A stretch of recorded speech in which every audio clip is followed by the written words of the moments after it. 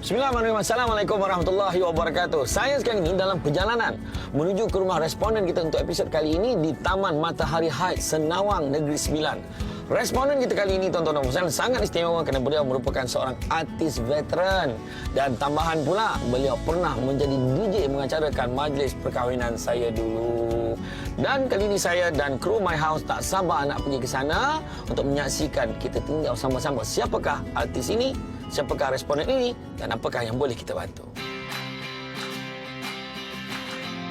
Bersama saya Syamsul Debat dalam sebuah rancangan yang bertujuan membantu mengubah kehidupan mereka yang kekurangan, iaitu My House.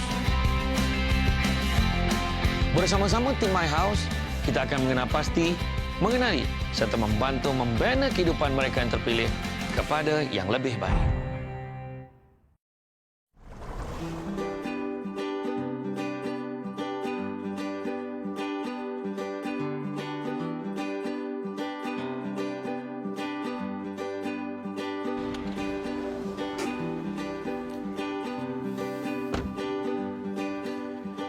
Jadi, tuan-tuan dan puan sekalian, kalau melihat kepada keadaan fizikal rumah ini, kita lihat tak ada bezanya dengan rumah-rumah yang lain, lebih kurang sama. Assalamualaikum. Waalaikumsalam. Alhamdulillah. Ada semua ni. Apa khabar? Baik. Saya ni daripada dengan kru My House nak menziarah ayah ni. Ayah ada tak? Ayah dia kat dalam. Boleh nak jumpa ayah? Boleh jemput masuk. Jadi beliau adalah artis yang tidak asing lagi. Semua orang kenal dia dengan lawak jenakanya. Jadi inilah dia, artis veteran ini maksudkan legenda tuan-tuan, iaitu Amran Tompel. Jadi kenal saya lagi tak rasanya? Ingat kita? Kenal. Kalau silap saya, awak bersaling dulu, saya jadi DJ. Alhamdulillah. Jadi boleh kita cerita mula-mula macam mana? Ini sakit apa sebenarnya? Lepas Syakal, dia kata, you stroke lah brother. Oh, saya sedih. stroke. Saya sedih, amat sedih sekali. Why this thing happen to me? Tangan ni mati habis. Tak boleh gerak lagi lah. Dalam tempoh berapa bulan ni lah. Tak boleh buat apa pun. Kaki tak boleh berdiri tombak. Jadi apakah keperluan dekat rumah ni nampak? Bumbung. Bumbung bocor dekat bahagian mana? Atas tu. Bahagian dapur bahagian dapur paling teruk lah. Kalau hujan lebat malam tadi hujan lebat kan. Kalau hujan lebat memang akan jadi ni lah. Strip. Dekat dengan pelak. Bahaya. Itu yang trip tu.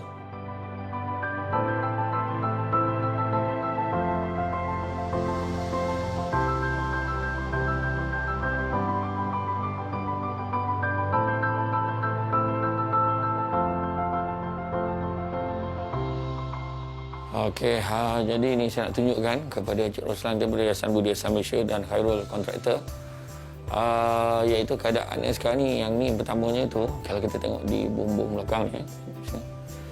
Yang kedua tu, yang bocor yang ini.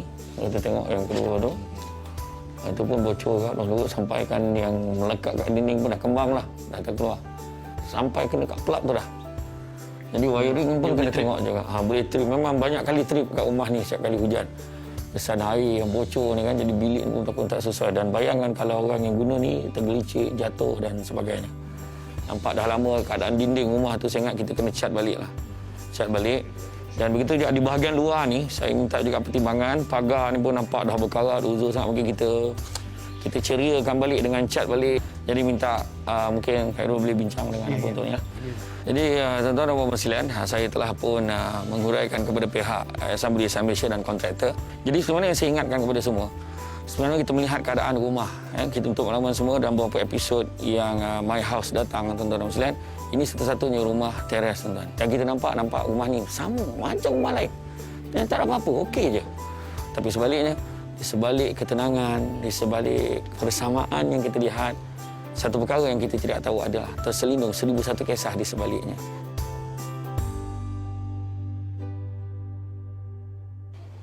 Tengok banyak gambar-gambar lama ni Tolong tengok. Dia dulu gini. Dulu masih syuting. Kaki kencing banyak. Kapur je. Syuting tak dapat bayar kan. Kena bayar rumah. Tapi tuan rumah very good. Berapa tahun 40 lebih tahun lah. 40 lebih tahun. 300 ya dulu. Sekarang saya bayar 800. Cik Ridwan ni dia sukar nak marah orang lah. Dia orang yang memang humble lah. Dia sempoi punya. Lepas tu saya tanya dia, kalau rumah ni macam mana, ada Cik Amran tak ada tunggakan sikit-sikit ni kan? Dia kata, yalah, rumah ni rumah kita, dia cakap kan. Kita bagi sewa, kata orang tak bayar, kita nak buat macam mana kan? Kalau orang tak bayar tu, niat dalam hati untuk kebaikan, dia cakap. Itu ialah dia. Dia tak memaksa suruh nak halau tak lah, tak sampai tak pernah. Dia pun faham situasi Cik Amran ni, dia pelakon, mungkin yalah, pendapatan tu kadang ada tengah tinggi, kadang rendah, kadang mungkin tak ada payment, mungkin yalah, banyak faktor dah kan. Assalamualaikum. Waalaikumsalam, Ustaz. Alhamdulillah. Jadi hari ini adalah hari pertama kita akan menjalankan tugas-tugas kerja-kerja untuk penambahbaikan. Jadi apakah strategi Khairul? Hari ini kita akan buka dulu mana yang rosak, rambut yang rosak daripada depan sampai ke dapur. Okey. Okey. Dan pastikan mungkin 2 hari ke selepas ni baru kita akan mulakan kerja mengecat. Mana repair bumbung dulu lah yang bocor-bocor tu. Pastikan dia tak bocor. Okey. Jadi betul juga lah kan. Maknanya kalau ada kata kita cat dulu pun, kemudian baru kita nak repair tu tak ada point juga. Nanti kan bocor balik dan sebagainya. Jadi maknanya kita tampal dulu ke, repair dulu mana yang bocor, dah wiring semua dah selesai, barulah kita buat kerja-kerja mengecat.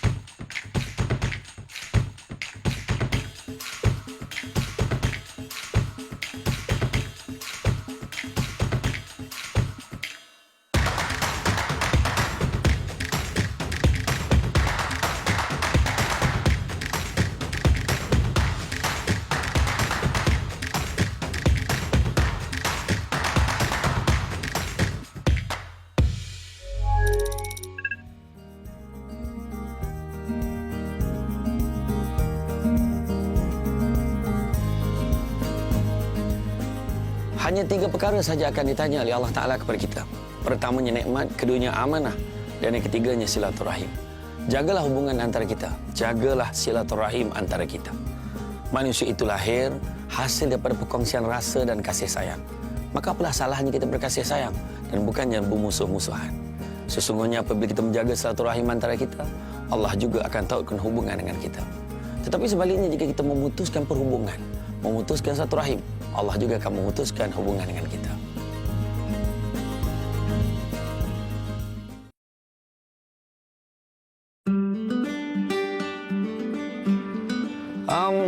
Tak sabar rasanya untuk memberikan kegembiraan dan keceriaan buat seniman Amran Tompel dan keluarganya dengan cara kita menceriakan kembali keadaan rumahnya.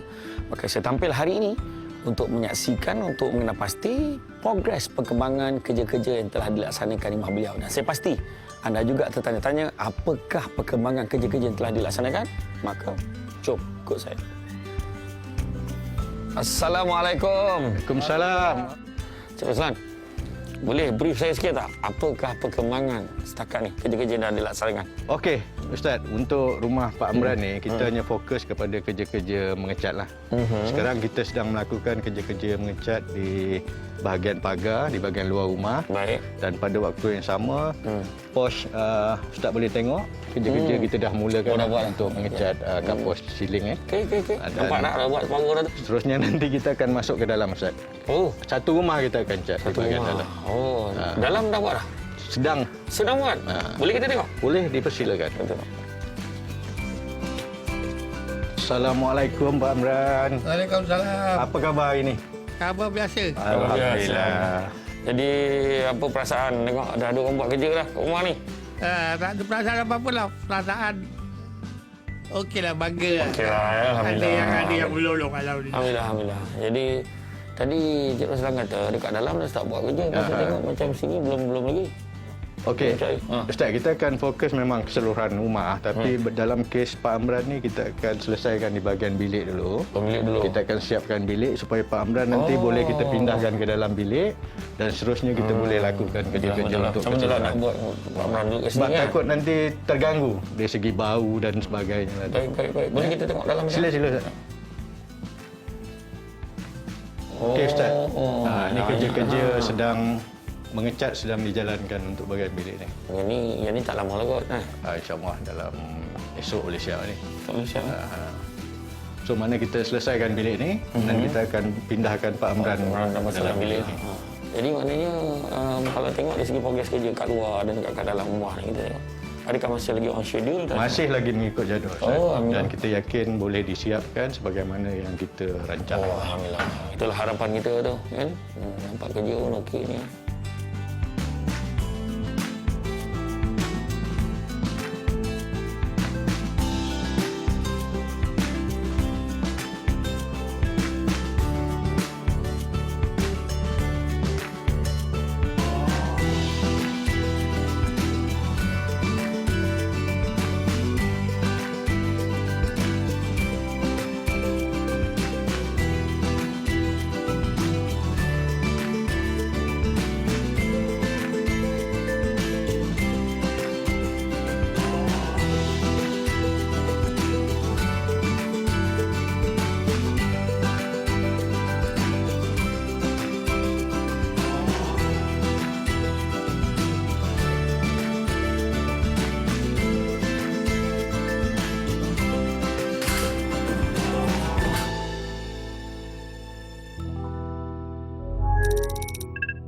Apa yang Abang Amran Tompel rasa perasaan setelah Allah uji dengan sakit macam ni?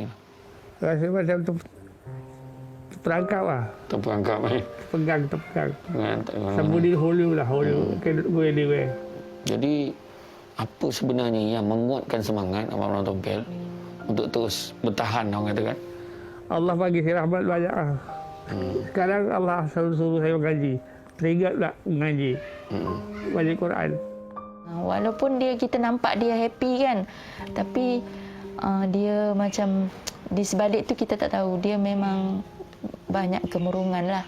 Dia banyak mengalami kisah-kisah dulu sewaktu dia masih kecil, dia di rumah anak yatim. Macam mana perasaan pada kecil kan, kena tinggal kan, ayah sibuk sana kemari. Jadi ada beza tak dulu dengan dia sakit ni? Kalau dulu macam dia garang, dia bercakap pun bila perlu je. Dia mood dia tak nak, dia nak menyendiri je, dia tak nak kita ganggu dia. Mungkin disebabkan dari segi penghidupan dia yang lama, dia tanpa kasih sayang kan. Cara dia komunikasi dengan anak-anak, dengan saya, dia kadang-kadang dia okey, kadang-kadang dia marah. Beza macam mana? Sebab saya selalu ikut ayah. Selalu ikut ayah Ayah pergi cuti. Anak favourite ni? Tak ada lah. Selalu teman dia lah. Selalu kena marah dengan dia. Ya. Ayah marah biasa pasal apa? Biasa pasal benda-benda biasa je. Bagi saya dia baik, cuma panas baran tu dari segi mungkin dari segi ekonomi. Dari pekerjaan dia yang tak tentu kan. Dia berbangga jadi anak wayang, tapi dia rasa macam dalam bidang ni dia susah nak cari rezeki.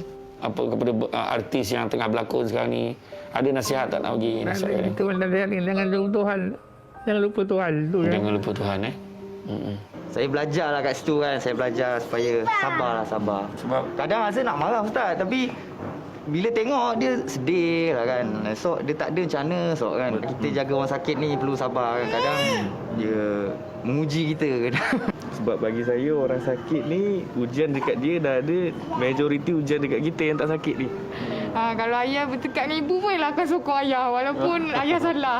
Sebab sayang kat ayah kan. Lepas tu Ella ikut-ikut tu sebab Ella takut bila dia sorang-sorang. tapi Allah bagi pula dekat Abang Tompel anak-anak semua ada untuk jaga. Ada anak-anak tu lah. Alhamdulillah kan. Saya sakit dia orang ada. Alhamdulillah. Orang lain nak menyerang pun anak-anak dia yang tak sanggup jaga mak ayah pun. kesian. Kesian memang Nangis kesian. kesian. Betul. Tapi sekarang dia lagi nak borang kita. Bisa kata dia bersalah dengan kita orang pun kita orang dah tak ambil kisah dah. Sebab kita orang je. Bagi saya lah, kita manusia, untuk apa kita nak permusuhan kan. Dan satu benda yang juga menarik perhatian saya adalah bekas isteri. Bekas isteri. Yang mana dia dah pun berkahwin lain. Dah berkahwin. Tetapi dia dan anak-anak masih lagi willing untuk korbankan masa, untuk tolong bantu sama jaga. Dia bagus. Memang bagus. Baik. Number one. Saya percaya kalau kita macam hati tu kan bergantung pada hati kita lah. Tak semua orang boleh menghadapi keadaan penceraian kan. Terutama sekali abang lah. Sebab abang ni dia tak ada siapa-siapa. Dia tak ada siapa-siapa. Sebab itu saya jaga abang. Walaupun saya tak ada pertalian, tapi saya kenangkan anak-anak saya.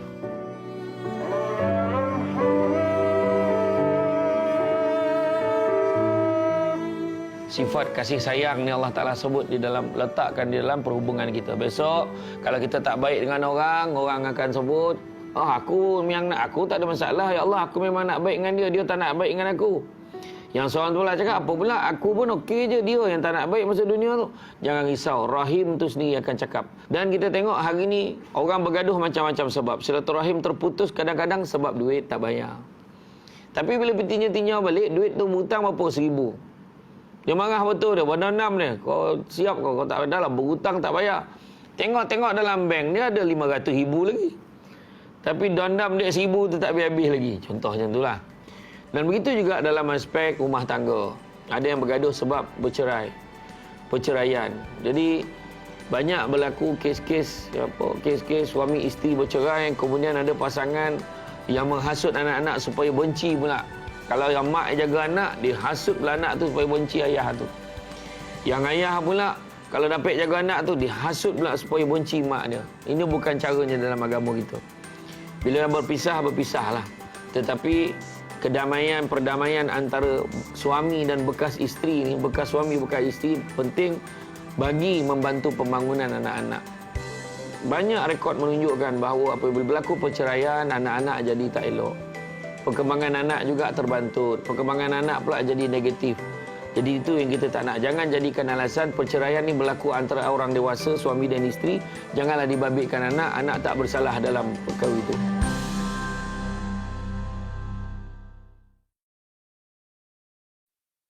Hari ini merupakan hari penentuan yang mana kita akan membuat penyerahan rumah yang didiami oleh Seniman Amran Tompel dan keluarganya. Jadi bersama dengan saya hari ini adalah Bahagia Datuk Sebaik Haji Rosli bin Atan, Pengerusi Yayasan Budi Ehsan Malaysia. Okey, jadi Bahagia Datuk, di macam ni keadaan rumah masa kita mula sampai dulu. Keadaan agak lusuh lah, kusam kat luar ni. Dia pun dah cat, jadi nampak ceria lah depan rumah. Jadi itu jom kita tengok dekat dalam rumah. Ya. Assalamualaikum. Waalaikumsalam. Apa khabar? Apa khabar? Baik. Hari ini saya buat bersama dengan saya Bahagia Datuk Sebaik Haji Rosli Atan, iaitu merupakan Pengerusi Yayasan Budi Ehsan Malaysia. Ya, saya pun gembira dapat berjumpa dengan Pak Amran dan keluarga hari ini. Semoga apa yang kita usahakan akan berjaya. Dah cantik dah rumah. Dah cantik lah. Alhamdulillah, nampak indah ya. Dan apabila kami melihat rumah ini pada awalnya, kami melihat banyak kerosakan yang berlaku. Seperti di bumbung, di ceiling, di bilik air dan di dinding banyak kerosakan yang berlaku dan kami telah melaksanakan kerja-kerja perbaikan dan mencantikkan bahagian luaran dan dalaman rumah ini. Alhamdulillah. Digantilah. Sebelum ni memang bocor betul lah. Memang bocor, banjir lah dapur ni. Pada hari ini kita dapat lihat keadaan rumah ni yang berubah agak ketara dari segi catnya, dari segi perubahan susunan barang kan. Macam rumah ni dah didiami dah lama kan, tapi nampak seolah-olah kita baru je masuk ke rumah ni kan.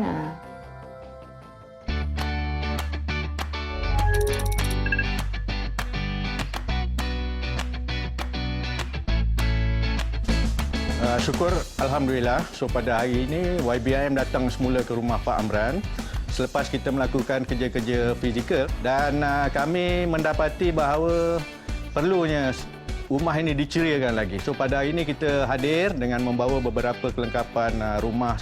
Dan kita juga berterima kasih kepada pihak tuan rumah. Walaupun rumah ini mempunyai tunggakan sewa yang agak lama. InsyaAllah pihak yayasan dari semasa ke semasa akan cuba menghulurkan seberapa boleh bantuan yang kami berikan. Saya nak ucapkan ribuan terima kasihlah kepada pihak TBR Jeddah dan juga Yayasan Budi Ihsan yang bekerjasama dalam membantu pihak-pihak yang berkeperluan lah. Pihak Yayasan Budi Ihsan Malaysia juga berbesar hati memberikan penghargaan kepada pihak Baitul Mal. Baitul Mal ada datang dan menghantar wakil untuk memantau. Mereka ada bantu tiap-tiap bulan lah dari segi keperluan dia. Alhamdulillah, Perbadanan Baitul Mal Nain mula menyantuni Pak Amran ni sejak tahun 2011 lagi. Dan yang akhir-akhir ni kita tingkatkan bantuan kita untuk membantu segi kesihatan dia. Dan kita pun dah meluluskan bantuan susu dan keperluan pampers dia secara bulanan, dan kita dah lantiklah panel keluarga boleh ambil di panel yang kita dah sediakan. Kita harap dengan bantuan yang kita salurkan ini dapat meringankan beban dan memudahkan urusan keluarga Pak Amran Sokaga. Terima kasih kepada mereka yang mana mereka telah mengecat rumah saya. Alhamdulillah, Allah Ta'ala bagi rahmat. Ini Allah Ta'ala bagi rahmat.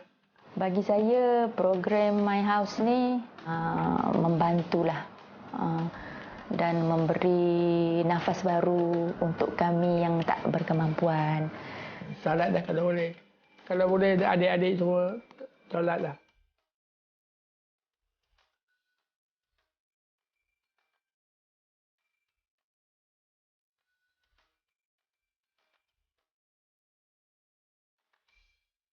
Air yang dicincang tidak akan putus. Begitulah yang dapat digambarkan dengan keluarga seniman Amran Tompel bersama dengan anak-anaknya dan juga bekas isterinya.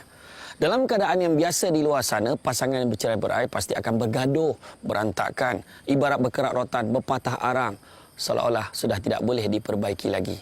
Berlainan pula halnya dengan keluarga seniman Amran Tompel ini, yang mana sehingga ke hari ini, bekas isterinya dan anak-anaknya bekerjasama untuk menjaga seniman Amran Tompel. Tuan-tuan dan puan-puan sekalian, usahlah perkara yang remeh-temeh, yang kecil diperbesar-besarkan sehingga bergaduh, hilang kasih sayang, terputus silaturahim. Maka keluarga seniman Amran Tompel ini wajar dicontohi. Ingatlah, dalam setiap rezeki kita ada hak orang lain. Satu tujuan, satu semangat, berkongsi kebahagiaan. Assalamualaikum warahmatullahi wabarakatuh.